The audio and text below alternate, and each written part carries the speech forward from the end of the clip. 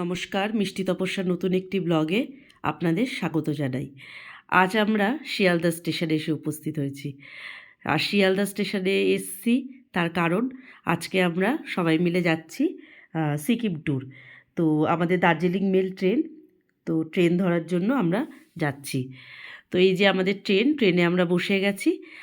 আর মিষ্টিকে নিয়ে, মিষ্টি তো প্রচণ্ড হ্যাপি। আর আমরা সবাই এই যে মা, বাবা, বোন, মিষ্টি, আমি, মিষ্টির বাবা সবাই মিলে আমরা যাচ্ছি ঘুরতে সিকিম ট্যুর। তো খুব মজা হচ্ছে, অনেক দিন পর পাহাড়ে যাচ্ছি, তো এর জন্য ভীষণ আনন্দ হচ্ছে। মিষ্টিও খুব খুশি, তার কারণ মিষ্টি যাচ্ছে হচ্ছে বরফের দেশ। ও বলে খালি বরফের দেশ যাব। তো এবার সিকিমে আমরা যাচ্ছি, তো সিকিমে যদি বরফ পাই, যদি কপাল ভালো থাকে অবশ্যই বরফ পেয়ে যাব। আর দেখা যাক কী আছে কপালে, জানি না। তো আমাদের 10টা 5-এর ছিল দার্জিলিং মেল, তো 10টা 5-এ ছেড়ে দিল দার্জিলিং মেল। অনেক দিন পর কোথাও যাচ্ছি, কোথাও না, অনেক দিন পর না, যাই তো টুকটাক অনেক জায়গায়, কিন্তু পাহাড় যাচ্ছি, পাহাড় যাওয়ার একটা আলাদাই ফিলিংস। তো ফ্যামিলি নিয়েই যাচ্ছি, ভীষণ ভালো লাগছে, ভীষণ মজা করছি। আর এই পাহাড়ের এই সৌন্দর্য দেখতে দেখতে, এটা ভোরবেলার একটু সৌন্দর্য দেখতে দেখতে আমরা পৌঁছে যাব হচ্ছে এনজিপি আমাদের স্টেশন, সেই এনজিপিতে আমরা পৌঁছে যাব।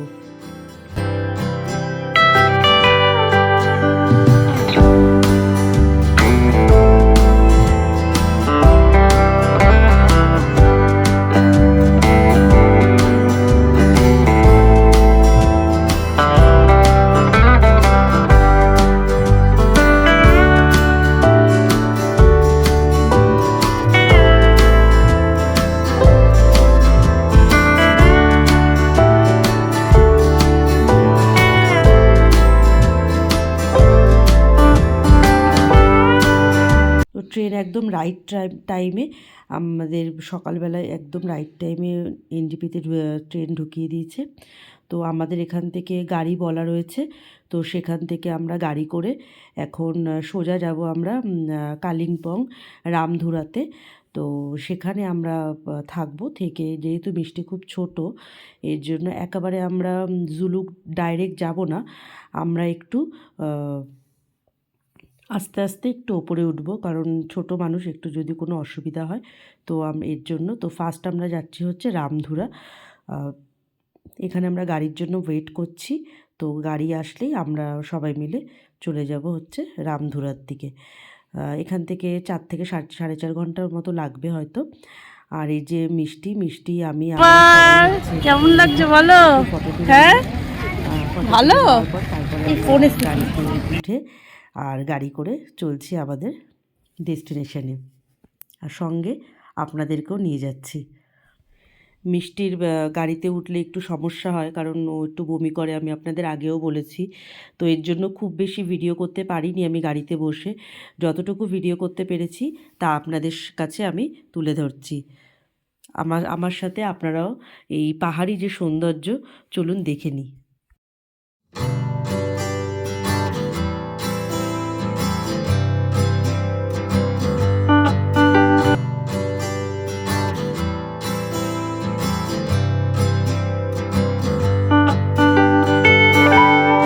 যেহেতু গাড়ির সেবক রোডের ওপর দিয়ে যাচ্ছিলো, তো এখানে সেবক কালীবাড়ি রয়েছে, তো আমরা একটু সেবক কালীবাড়িতেও গেলাম, গিয়ে একটু সেবক কালীবাড়িও দর্শন করলাম। ওখানে কালী মন্দিরের ভেতরে ছবি তোলা একদম নিষেধ, এর জন্য ভেতরে কালীমাকে আর কি ছবি তুলে আমি দেখাতে পারিনি কিংবা ভিডিও করতে পারিনি। তাই আশেপাশে যে সৌন্দর্য, পাহাড়ের ওপরে খুব সুন্দর একটি মন্দির, আপনারা যদি আসেন কি এখানে অবশ্যই দর্শন করবেন, খুব সুন্দর মন্দির। তো সেটাই আমি একটু ভিডিও করে আপনাদেরকে দেখালাম। একদম ওপরে প্রহিবিটেড, একেবারে তোলাই যাবে না। শিব মন্দির রয়েছে আর কালী মন্দির রয়েছে। আপনারা যদি চান এখানে পুজো দেবেন তো পুজোও দিতে পারেন, নিচে সমস্ত ব্যবস্থা আছে, ফুল প্রসাদি সমস্ত কিছু রয়েছে।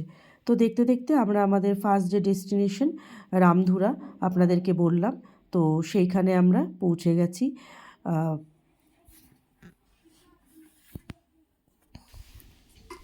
এই যে আমাদের হোমস্টে, রাজালিম হোমস্টে, যেখানে আমরা থাকবো, ভীষণ সুন্দর হোমস্টে, পাহাড়ের একদম ওপরে। একদম ওপরে পাহাড়ে, খুব সুন্দর হোমস্টে। চলুন আপনাদেরকে দেখিয়ে নিই হোমস্টেটা। এই হচ্ছে হোমস্টে পুরো। আর আমরা থাকবো হচ্ছে এই বাইরের দৃশ্য। এখানে আমি একটা ভিডিও করেছি, পরে আপনাদেরকে দেখাবো। আর যে পুরো এখানে ফুল দিয়ে কত সুন্দর যে সাজানো রয়েছে, এখানে পুরো ফুলের দিয়ে পুরো ব্যারিকেডটাই পুরো ফুল দিয়ে, ফুলের এখানে খুব সৌন্দর্য। যাই হোক, আমি সেই ভিডিও আপনাদেরকে অবশ্যই দেখাবো অন্য কোনো দিন, অন্য কোনো ব্লগে। তো আজকে আমি আপনাদেরকে হোমস্টে থেকে যে ভিউ, সেই ভিউটা আপনাদেরকে দেখাই।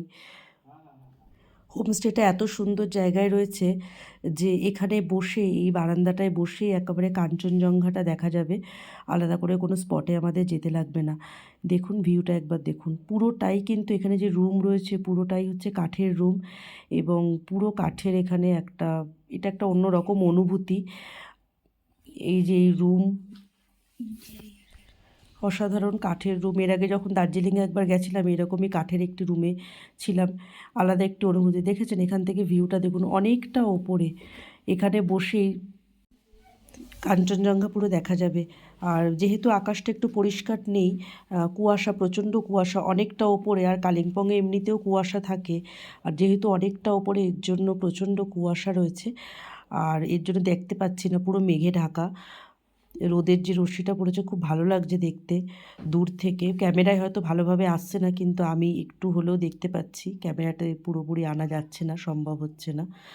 আর যাই হোক, খুব ভালো লাগছে জায়গাটা, এত সুন্দর, এত ওপরে, নির্জন নিরিবিলি জায়গা, ভীষণ ভালো লাগছে।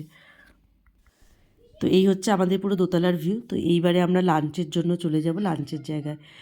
তো এখানে চলে এসেছি আমরা সবাই লাঞ্চ করতে। আর এখানে একটা জিনিস খুব ভালো লাগে, পাহাড়ে যেখানেই যাই গরম গরম খাবার সার্ভ করে, যেহেতু খুব ঠান্ডা। তো লাঞ্চে রয়েছে গরম গরম ধোয়া ওঠা ভাত, সঙ্গে রয়েছে একটা ফুলকপি দিয়ে একটা তরকারি রয়েছে, আর রয়েছে আলু ভাজা, আর সঙ্গে রয়েছে অবশ্যই ডাল আছে, ডাল আর পাঁপড় ভাজা রয়েছে, যেটা মিষ্টির ভীষণ প্রিয়, কালারিং পাঁপড় ভাজা। আর রয়েছে ডিম। একবেলা ডিম হয় আর একবেলা চিকেন হয়। এটাই হচ্ছে পাহাড়ের রুলস। আর এই সিকিমে যতবার গেছি, যেখানে গেছি, দার্জিলিং, সিকিম যেখানেই যাই, এটাই হচ্ছে এনাদের একটা রুলস, যে একবেলা যদি ডিম হয় তো একবেলা হচ্ছে চিকেন হবে।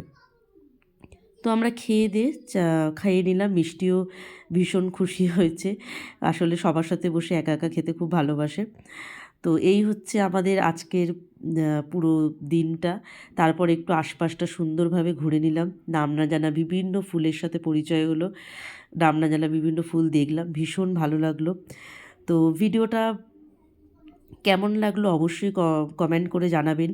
এই ফুল দিয়ে যে কত সুন্দর সাজানো, আমি পুরো ভিডিও করেছি একটা, আপনাদেরকে পরের কোনো ব্লগে আমি অবশ্যই দেখাবো। তো আজ এই ভিডিওটা এই পর্যন্তই।